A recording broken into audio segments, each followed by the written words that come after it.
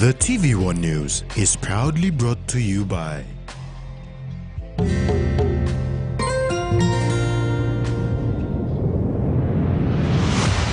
BSP, our bank, our people.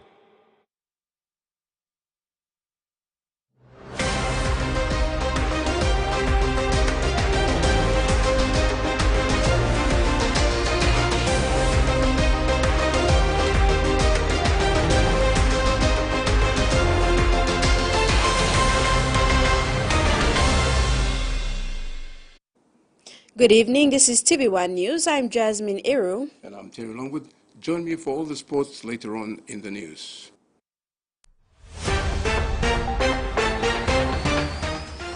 In this edition, Dobo inmates still hopeful, MP's ability to debate affected, and softball squad set for Makassar tourney.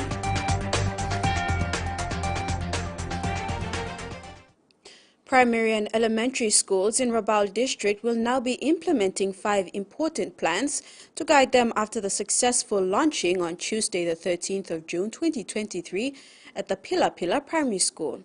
The district is the first in the province to launch its school plans.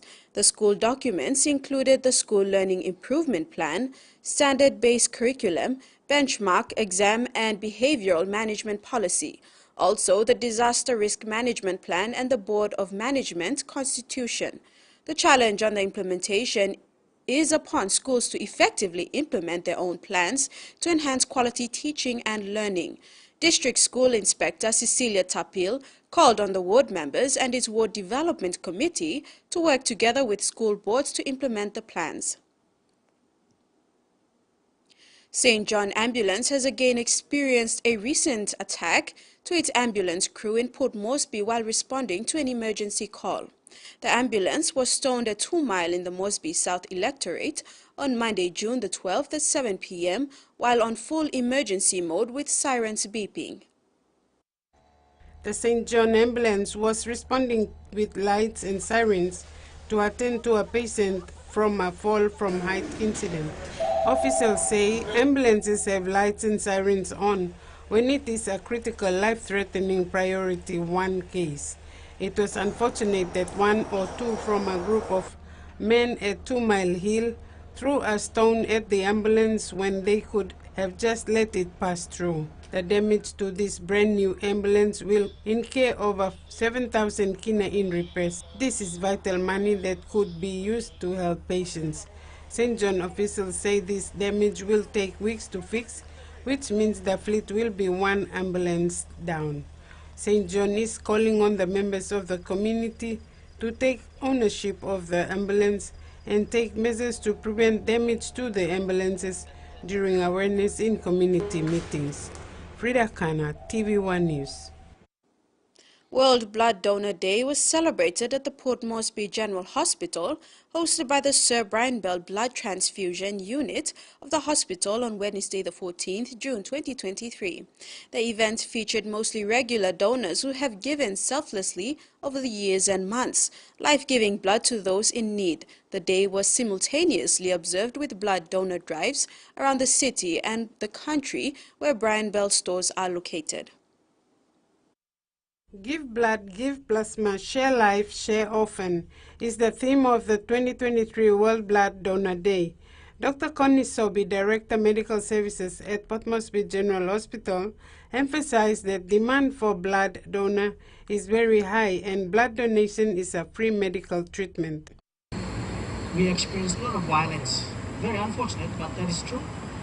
And so all the trauma cases that will come to the hospital, this is in addition to natural illnesses like cancer, other medical conditions that require blood transfusion, and of course our surgical operations every day of the week that require blood transfusion. So our demand is very high.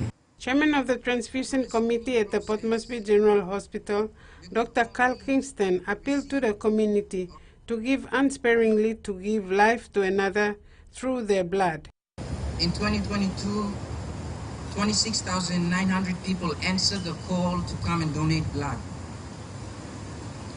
Through the screening process, we could only received, of those 26,900 people, 11,238 people donated.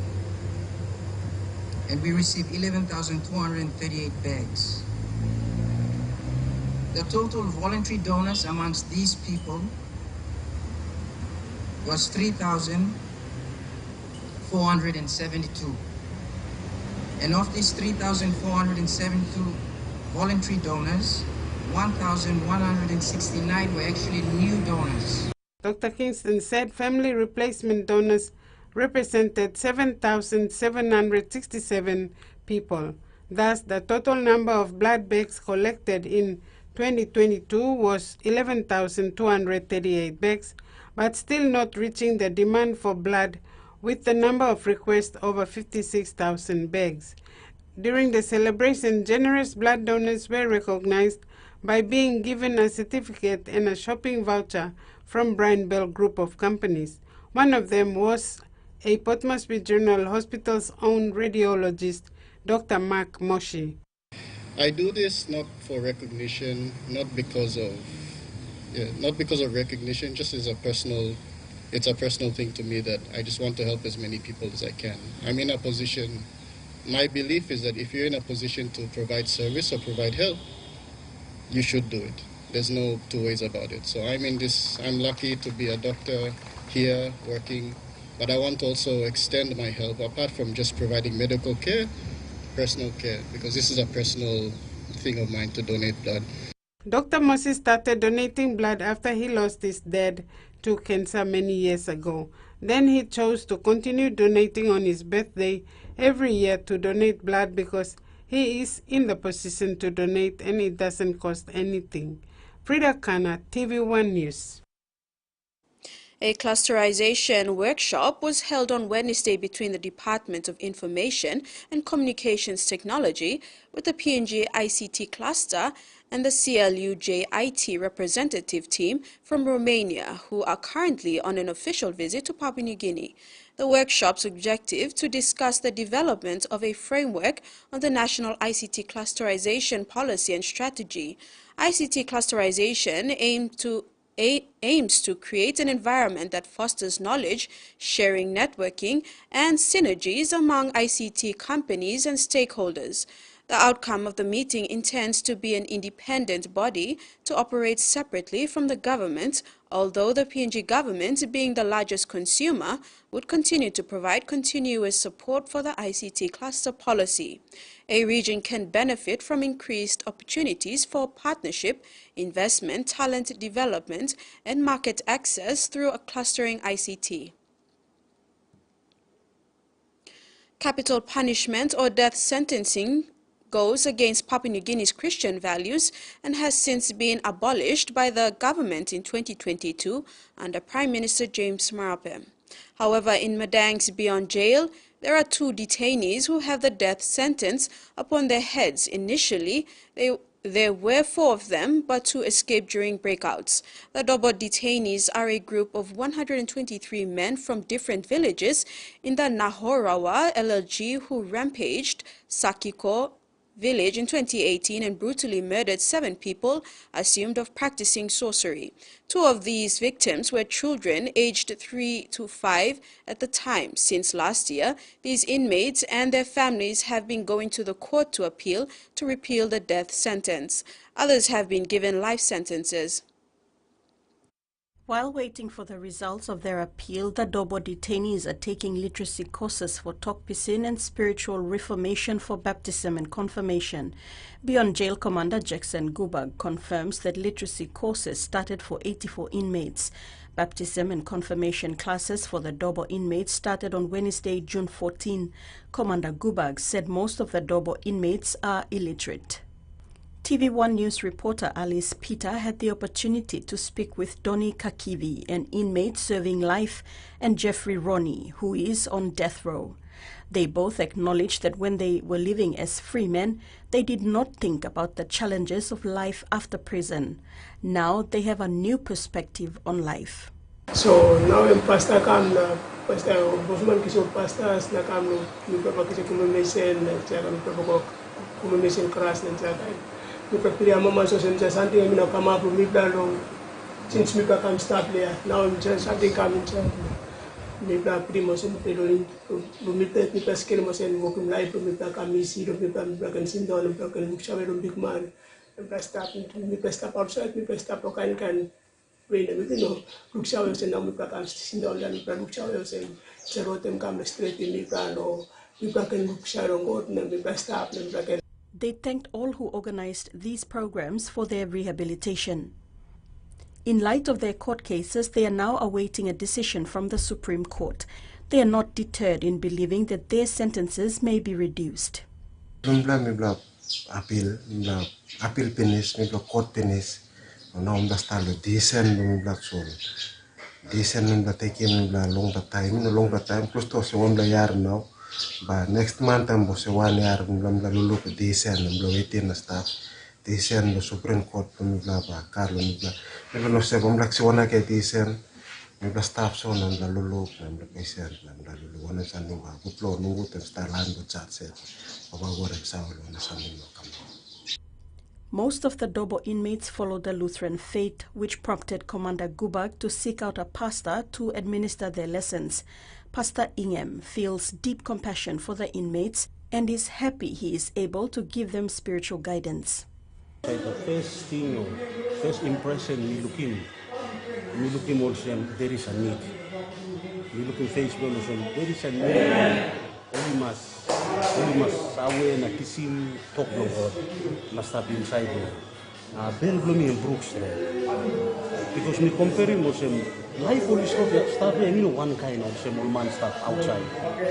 Na me looking also the reaction only so in me also we like him to me. The death sentence was abolished in 1974 just before independence, but was reintroduced in 1991 when the criminal code was amended. Capital punishment had been justified for offences such as treason, murder, piracy, sorcery-related killing and aggravated rape, and for a second time revoked in 2022. Beyond Correctional Institution houses the highest number of inmates serving life sentences, 30 of them, with 4 on death row, until 2 escaped in February this year. Salome Vincent, TVWAN News. The Lookout in Pikinini Act 2015 is the law that governs the safety, interests and well-being of children in Papua New Guinea. Initially, all laws and the National Child Protection Policy 2017 to 2027 are all captured under the Department of Community Development and Religion.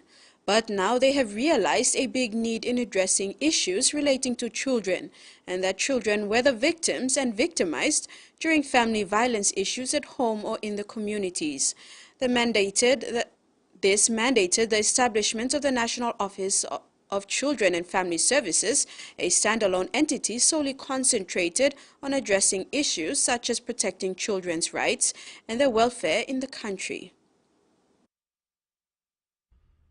The National Office of Child and Family Services is embarking on rolling down functions into provinces, districts and local level governments. This initiative is now recognized as the provincial engagement inception on the implementation of the Lookout in Pikinini Act 2015.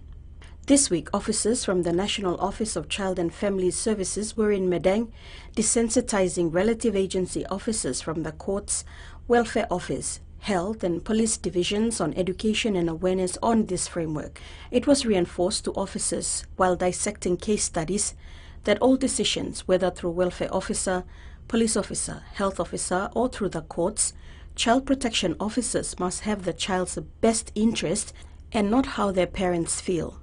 In many instances, it is seen that officers are sometimes swayed by situations presented by parents that they forget about their primary concern, the child.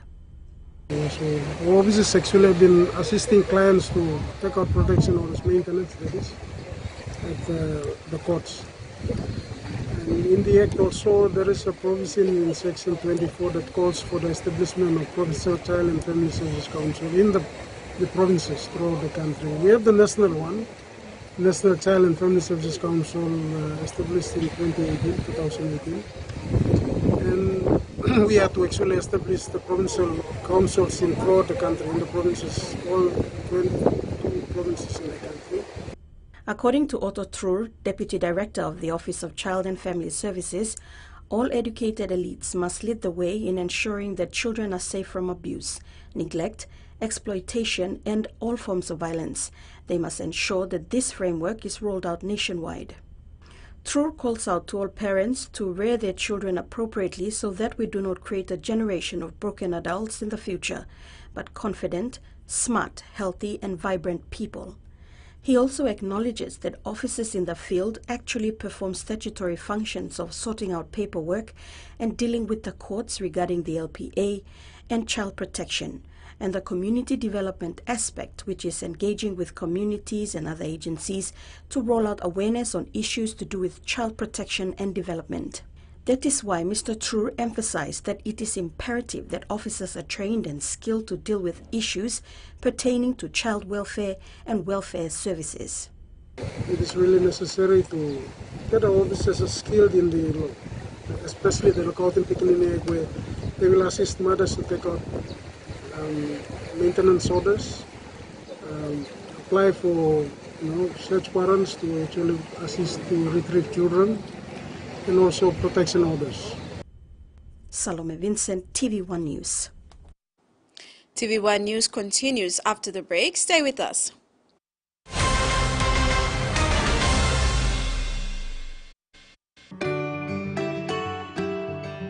It was during and after COVID that really motivated me to want to take up life insurance. I think savings is very important, and I think One Talk Delight provides a disciplined approach to savings, and it's a good investment to want to think about the future, because it's always nice to have plans for what you want to do later on. With you for life. Enjoying life when we work together, making happy memories that last forever. Hot and talk, young or old, a scale-raised family meal with home. We'll bring out the smiles, cause it's our favorite from us. Tennessee Cola, scale rice on scale price. Tennessee Cola, scale rice on scale price. Amber, you like it? Hiya, Mama. You wait then, but me add him special flavor. Put in more flavor, put in more taste. Magic kakaru, get up a big smile on face. Time for Kim chicken, a great fumu too. Sip, sip, the moo, yes, magic on you. Maggi, the taste PNG loves. All Mama Flame is Lori Olsem. Me say you sing flame flower long one him. Yeah, me say me Kim Kai belong family belong me. You go more yet. Man belong me save like flower balls belong me what them kawa war na spring onion. All pikinini belong me save like him to mas pineapple donut me save walk him lo house. Ne me kumu mix him want them cow na karamapim long flower. Tasty hash browns. Time is scaling one time wala harpela kai. Me save kissing more kai long all get a toya mi tromoy one time flame flower. You enough making more one time flame flower. The Toyota JD Hi-Ace bus comes in 14 and 15-seater high-roof luxury model powered by 2.8 liters JD engine for optimal performance output, fuel efficiency and quietness, designed with improved safety features and easy maneuverability for tire steering angle. The Hi-Ace lift suspension and annular frame structure is opted for smooth ride, comfort and safety. Experience the ride on the Hi-Ace bus and experience the Hi-Ace pride, the bus that exceeds all expectation. It begins in backyards. By Queensland, New South Wales lead the game.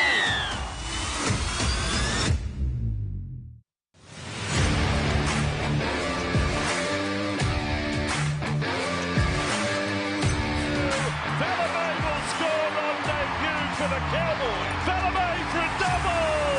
Semi. Now on to Edwards. Oh yes.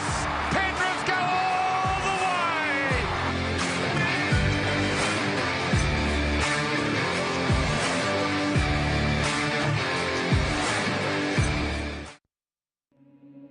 There's nothing more intense than this thing.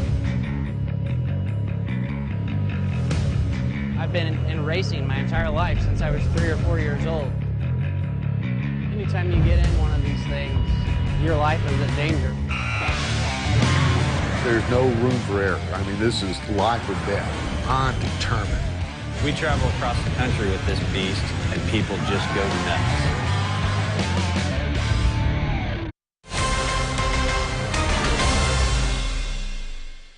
Welcome back. Election petitions filed against members of parliament after the declarations of the 2022 national general elections are affecting their ability to properly represent their people on the floor of parliament due to the responsibility of them needing to appear in court physically. Finance Minister Rainbow Paita raised this concern in parliament in this week's sitting.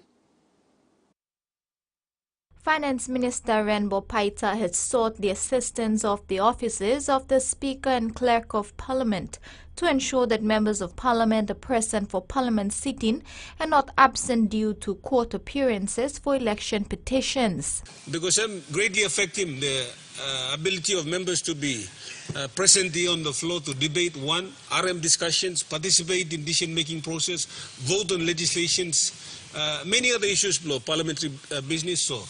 Deputy Speaker Connie Iguan says the Office of the Speaker and Clerk of Parliament will look into the issue. I will refer, it will be noted, and the clerks will look into that matter, and we address that matter. I think it affects much of you members. Myself as the chair, you've seen me as choosing chair today. I have to attend to court too, so that matter is important, and it is noted the Parliament will look into that and report back to Parliament. Furthermore, Morobe Governor Luther Wenge suggested proposed amendments to the National and Supreme Court Acts. You proposed the urgent amendment to the National Court Act and the Supreme Court Act so that we can amend there, get the Parliament to pass the amendment that when the members are in court, they should not, in Parliament, they should not be in court. Deputy Speaker Iguan assures that the matter will be probed. Maricela Kelleton, TVWAN News. State-owned enterprises Minister William Duma clarified that there is no law restricting nationally owned companies like Kumul Petroleum Holdings and Kumul Mineral Holdings from conducting exploration activities or applying for exploration licenses to conduct such activities. Kumul Mineral Holdings Limited as through a subsidiary company already allocated funding and has engaged teams of geologists and specialists to do their own exploration. In the event we run out of reserves in our Octadian mine in the near future, there are other highly prospectable areas surrounding that area in the Star Mountains. So at this stage, there is nothing stopping both Kumul Mineral Holdings and Kumul Petroleum Holdings to conduct their own exploration by firstly applying for special or exploration licenses in the mining area and petroleum prospecting licenses in the oil and gas sector. The first rice farmers from Kaka Island in Madang Province are to be trained as an irrigated rice farmer under Trukai Industries Smart Farmer Program. A proud pioneer from Kurunatau village, Bob Lango, will be a part of the industry's ride cultivation program. Among 105 of the local rice farmers, Lango, who attended the Smart Farmer program at the University of Technology earlier this year and have completed their final assessment. They will be presented with a certificate in irrigated rice farming later this year. About 3 hectares has been dedicated from Lango's land to the rice farming, and he is enthusiastic to encourage more farmers on his island to sign up for the Smart Farmer program. Trukai Industries Rice Development Manager Aina Davis said that modules in the training is designed for local farmers to become smallholder farmers, then transition into semi-commercial and commercial farmers. Congratulating the 3 lead farmers in Western Highlands Province on Wednesday, Chief Executive Officer for Fresh Produce Development Agency, Mark Warinu, told the lead farmers that as the implementing agency, The Market for Village Farmers, FPDA, is confident that they can deliver the government goals and expectations. MVP aims at improving the livelihoods of village farming household in target provinces by facilitating the transition from semi-subsistence agriculture to market-oriented production and farming as a business. Mr. Warinu pointed out that MVF will adopt a family-based targeting approach to increase the capacities of participating farming households and especially of women and youth to take advantage of project benefits through financial, business and nutrition education. 15 lead farmers will be signing the partnership agreement with 6 each from Eastern Highlands and Simbu. Meaningfully to making sure that they contribute in food security, income opportunities, and also contribute in government's, addressing government agendas. Jenny Baba Mambu is owner of Wedge Fresh Produce. She is calling on the government to provide good storage facility to store fresh produce in Western Highlands Province. She said most times their produce are not stored in a proper storage facility, and so in time it loses its value when it rots. She said the government must address it. Although at cool rooms, no cool rooms play in New Guinea. That's why I get them plus stuff outside. Color blooms will change. Now, by the time I'm go down to Mosby, over 1 night or 2 nights, Loya, and I'm go down to Mosby, colors bagara, na also reject him on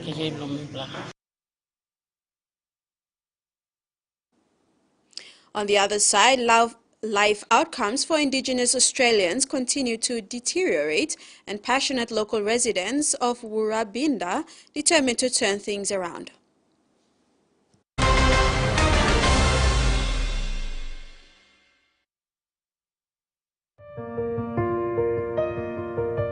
There's a sense of pride when you're able to do something right, a financial decision that has just really good benefits. With BSP Life Insurance, there's that alleviation of that worry when you pass away. The benefits of the BSP Life Insurance would meet those expenses on behalf of my family. If you're young and you have kids, you owe it to your children to make sure they're not left behind when you pass on. With you for life. He loves the Maroons. He loves the Blues. But there's one thing that brings everyone together. SB Lager, Bungim Yumi. A quick favorite meal for the day does feel good. Snacks noodles is my choice for a simple meal. It is easy to prepare and fast to cook. And with a touch of flavor and ingredients, quality noodles that can be cooked and enjoyed in many different ways. You see, my whole family loves it. It's made here in PNG and comes in different pack sizes. Snacks noodles, tastier by you like you more. From the rich soils of the highlands, the finest coffee has been grown by generations of Papua New Guineans. Expertly blended and roasted with over 80 years of experience, making the finest cup of Nescafe New Guinea blend, PNG's own coffee.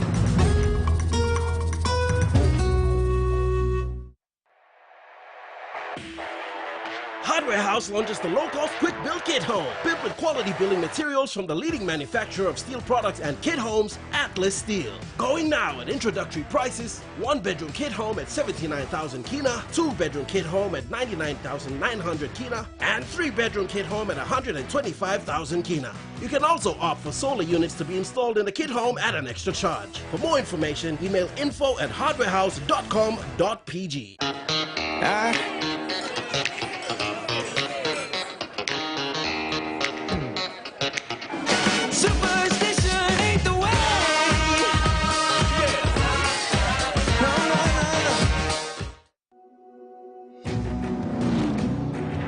Monster machines, huge hubs, colossal constructions, Mega Movers. In a world full of big demands and tight competition, only the best delivers. If it could be bigger, they would make it bigger. Yes. Mega Monday. Streaming now on Outdoor. The Intercontinental Champion, Gonta! And Ray Harkinrada. Oh my goodness! He's gonna fly!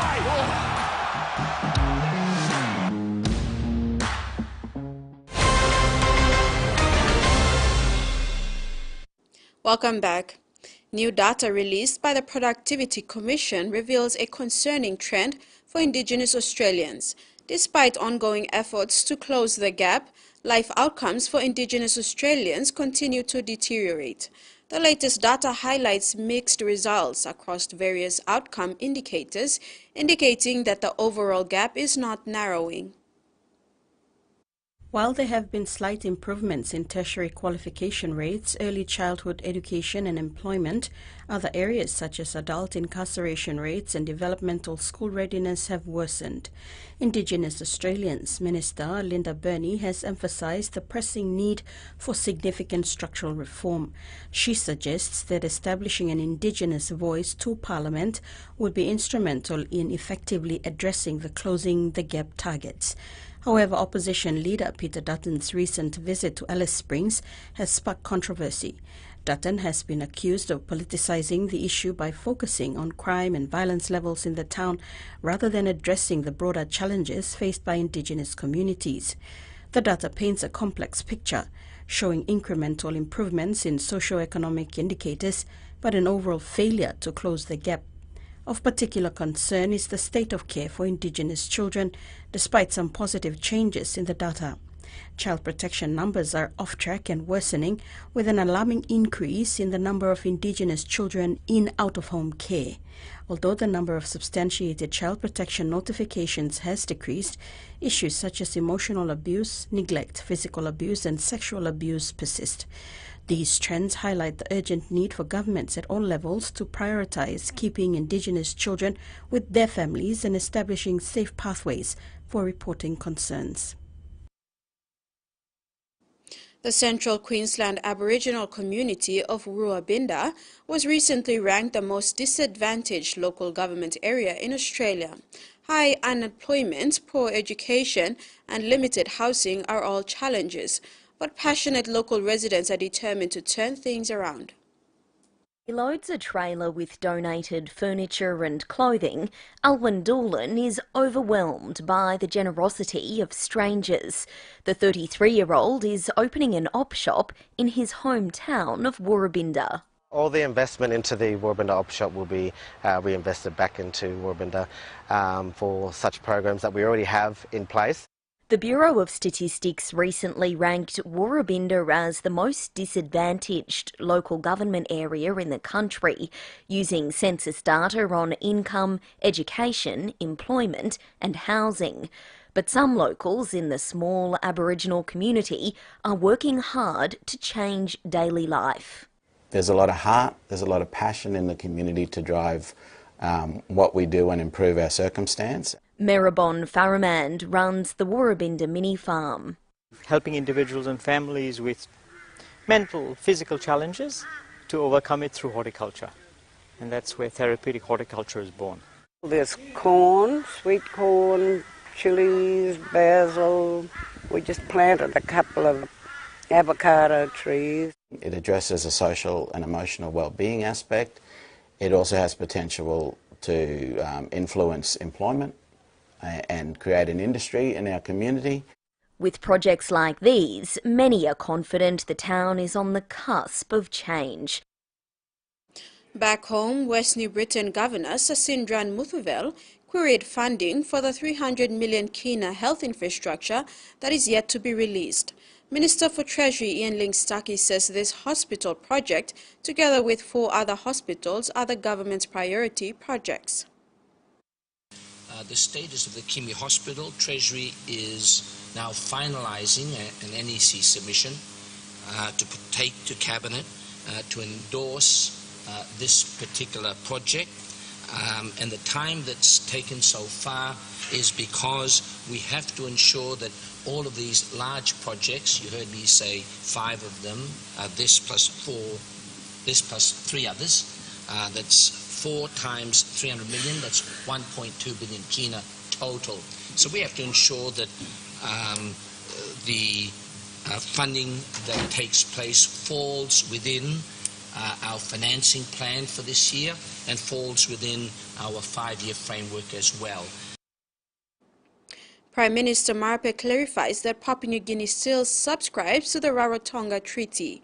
When posed questions regarding Japan's dumping of nuclear waste water by Vanimo Green MP Belden Nama, the Prime Minister assured that the government of PNG does not want nuclear discharge in its waters. Vanimo Green member Belden Nama posed a series of questions to Prime Minister James Marape regarding the dumping of Japan's nuclear waste water. Papua New Guinea's official position on matters of nuclear non-proliferation and environmental protection relating to nuclear waste dumping in the South Pacific has been consistent with the Rarotonga Treaty since 1986, when the treaty came into force. The announcement by the Prime Minister of his support for Japan's intention to dump 1.3 million tons of nuclear waste in the Pacific Ocean marks a very significant shift in our regional policy engagements and alliance through the Pacific Island Forum. Prime Minister James Marape clarified that Papua New Guinea's position in regards to the Rarotonga Treaty has not changed. Marape assures that the government of Papua New Guinea does not subscribe to the dumping of unsafe nuclear waste in Papua New Guinean waters or the waters of the Pacific. Our position has not changed. We subscribe to the entire Rarotonga treaty. We subscribe to all elements of the treaty. Discharge of untested, discharge of unsafe nuclear waste into our waters is not something we want in PNG waters or the Pacific waters. Meantime, Prime Minister Marape made a statement in Parliament on the Comprehensive Nuclear Test Ban Treaty. Maricela Kelleton, TVWAN News. Ramo 2, a major infrastructure project being managed by Kumul Consolidated Holdings, is expected to lift Yonki's electricity capacity from 93 megawatts to 273 megawatts once all major refurbishment and upgrade works are completed.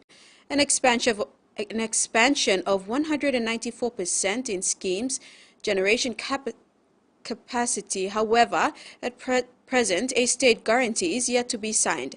This matter was brought up by member for Kainantu, William Hagahuno. It's no-brainer, we support this project, but the project economics and the numbers must take up. We don't want to have a structure, a state guarantee, or a sovereign guarantee that is burdensome on PNG Power, or burdensome on our national government also. There was a conditional sovereign guarantee that was in the process of being released by Treasury.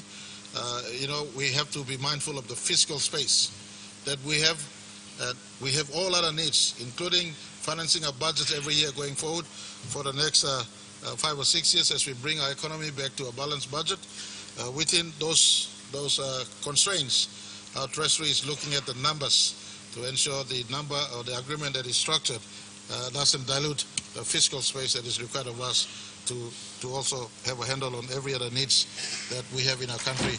But the project is important. It is a key focus for our country because it will. And now the weather forecast for the next 24 hours.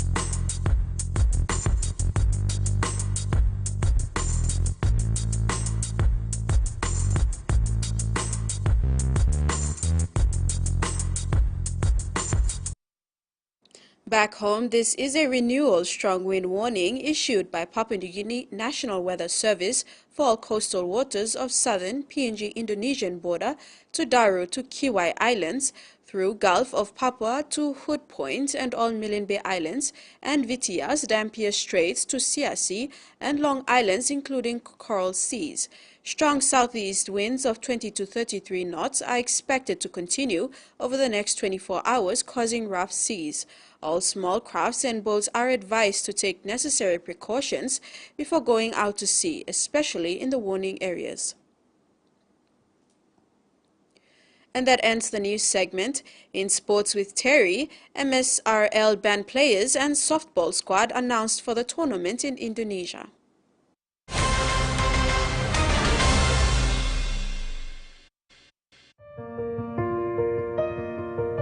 There's a sense of pride when you're able to do something right, a financial decision that has just really good benefits. With BSP Life Insurance, there's that alleviation of that worry when you pass away. The benefits of the BSP Life Insurance would meet those expenses on behalf of my family. If you're young and you have kids, you owe it to your children to make sure they're not left behind when you pass on. With you for life. It's in the highs and in the lows. It's in the big things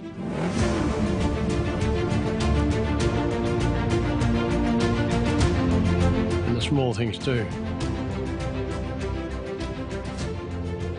It's hard to put into words, but you'll know it when you see it. Terrain Tamer, when quality counts. Start your day by doing the 1, 2, 3 with Colgate. Wake up. Brush your teeth.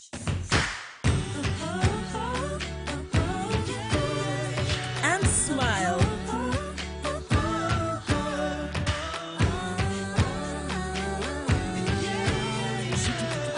Smile throughout your day with Colgate.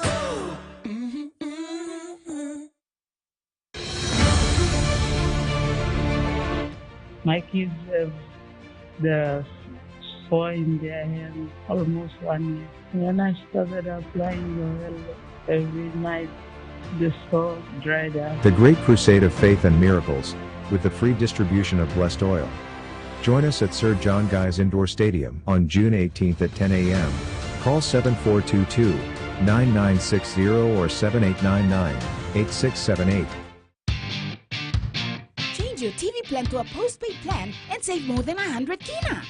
Get a 30-day 40-channel plan for only 85 kina and get a free DTV plan to watch Rugby League, Blink and you miss it! or Filipino dramas from anywhere you want.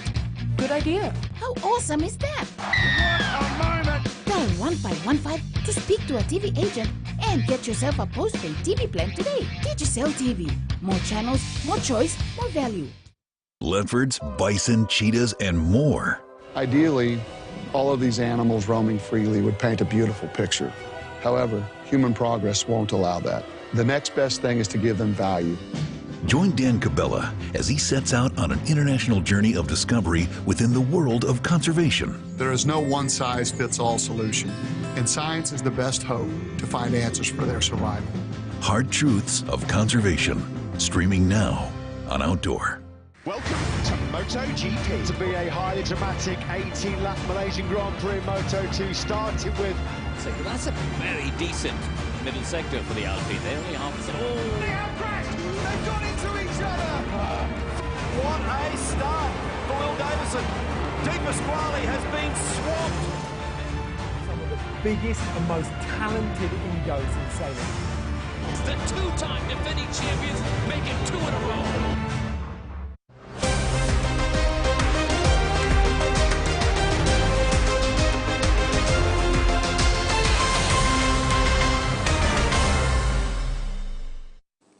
Welcome back. Moresby South Rugby League Judiciary Committee has fined Gabutu Dragons 300 kina and player Rex Saleh banned for 2 matches.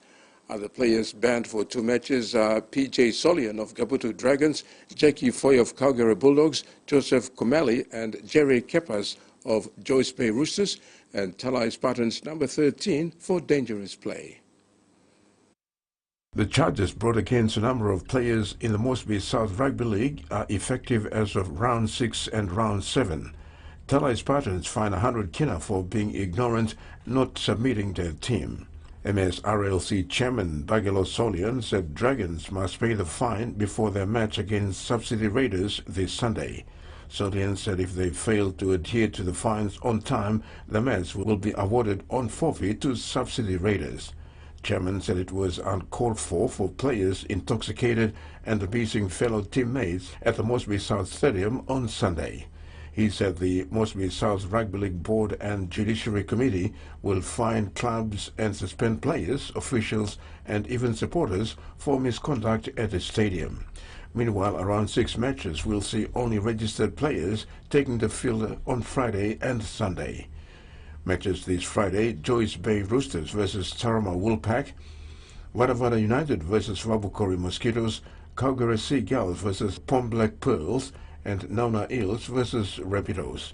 On Sunday, 6 Mile Crows versus Kipo Eastern Pride, Calgary Bulldogs versus Talai Spartans, Subsidy Raiders versus Patrick Transport Gabutu Dragons.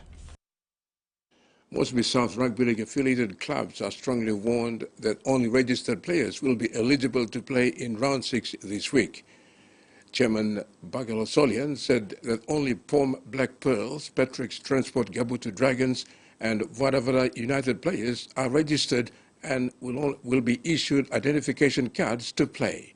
Solian said Wadavada United have only 10 players each registered for A grade, under 20 and women's. He said they should complete full team of 17 or 25 players before deadline Friday, June 16. The chairman said the players with ID cards will not be allowed to play. Clubs have yet to settle their players' registration of 50 kina in full are Calgary Bulldogs, Wabukori Mosquitoes, Calgary Seagulls, Tarama Wolfpack, Kipo Eastern Pride, 6 Mile Crows, Nauna Eels, Coney Eagles, Joyce Bay Roosters, Subsidy Raiders and Rapidos. Port Moresby men's softball has announced a 14-man squad for the 2023 Invitational Makassar Softball Tournament in Indonesia later this year. The tournament is said to be hosted from September 17 to 24. The final 14-man squad has experience and youth and speak on merit and form that would boost Port Moresby men's softball representative team, who will be taking part in the 2023 Invitational Makassar Softball Tournament in Indonesia. The squad is Daniel Tovia, Tony Williams, Clifford Kause, Mosley Obed, Ora Gima, Jerry Diala, Bobby Bies, Adrian Chan, Tanisha Keket, Alphony Double, Paul Bogan, Liam Mapai, Mark Wakina, and Tony Karani. The head coach is Tony Dapple and Douglas Perk is assistant coach. Ezekiel Tovia Jr. is team manager and Constant Byers is trainer. Speaking on behalf of the association, team trainer Consi Byers said this is the first of its kind to have a local softball association attending an invitational tournament and not a PNG select side. He said based on selection being carried out during the Easter Moneyball tournament, the players have been monitored through the 8 weeks of competition. Consi explained this is an invitational team where the Port Moresby men's softball were invited. He said this tournament has been running for 8 years now. He said this is the first time Port Moresby men's softball is sending a team from PNG from the local competition. He said their participation will be beneficial for the association and player exposure. It is not only about making the numbers, but also to be competitive. The team will have an estimated 3 months to prepare, with training has commenced. That's the sports segment for today, Jasmine. Thank you, Terry. And that ends another edition of TVWAN News. Thanks for watching. Bye for now. Bye.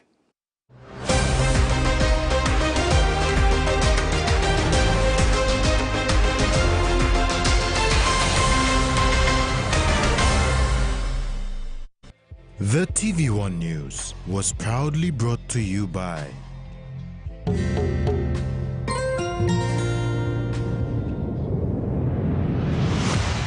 BSP, our bank, our people.